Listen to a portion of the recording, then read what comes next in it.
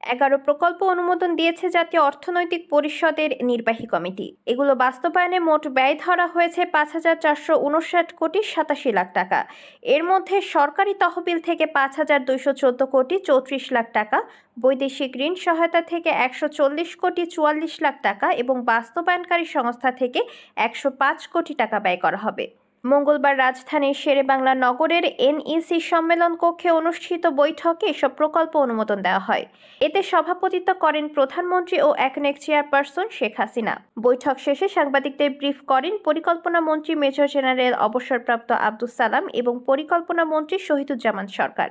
একনেকে অনুমোদিত প্রকল্পগুলো হচ্ছে ঢাকা অঞ্চলের কৃষি উন্নয়ন প্রকল্প, বরগুনা ও মুন্সিগঞ্জ জেলার গুরুত্বপূর্ণ অবকাঠামো উন্নয়ন প্রকল্প, Raipura 120 megawatt ACP grid tied solar power প্ল্যান্টের জন্য ভূমি অধিগ্রহণ প্রকল্প, বিসিক মুদ্রণ শিল্প নগরী প্রকল্প, কিশোর উন্নয়ন কেন্দ্র কিশোরগঞ্জ, জয়পুরহাট ও চট্টগ্রাম স্থাপন প্রকল্প, ইসলামী আরবি বিশ্ববিদ্যালয় স্থাপন প্রকল্প, কুমিল্লা সালদা ও কসবা সড়ককে জাতীয় মহাসড়ক মানে উন্নীত করা প্রকল্প, নগরাঞ্চলের ভবন সুরক্ষা প্রকল্প, বুড়িগঙ্গা শীতলক্ষা তুরাগ ও বালু নদীর তীরভূমিতে পিলার স্থাপন, তীর রক্ষা, ওয়াকওয়ে ও জেটি সহ আনুষঙ্গিক অবকাঠামো নির্মাণ প্রকল্প, দেশের বিভিন্ন স্থানে বাংলাদেশ পুলিশের থানার প্রশাসনিক ব্যারাক ভবন নির্মাণ প্রকল্প। পরিকল্পনা প্রতিমন্ত্রী শহীদুজ্জামান সরকার বলেন, একটি একনেক বা মন্ত্রিপরিষদ বৈঠক হওয়া মানে এক ধাপ এগিয়ে যাওয়া নয়, এই বৈঠক হওয়া মানে একটি লম্ফ।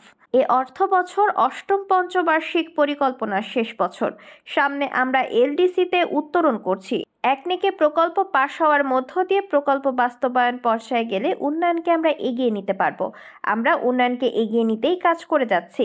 এ সময় উপস্থিত ছিলেন পরিকল্পনা সচিব সত্যজিৎ কর্মকার, ভৌত অবকাঠামো বিভাগের সদস্য ডক্টর এমদাদুল্লাহ মিয়ান, কৃষি পানি সম্পদ ও পল্লী প্রতিষ্ঠান বিভাগের সদস্য আব্দুল বাকি এবং পরিসংখ্যান ও তথ্য ব্যবস্থাপনা বিভাগের সচিব শাহনাজ আরেফিন।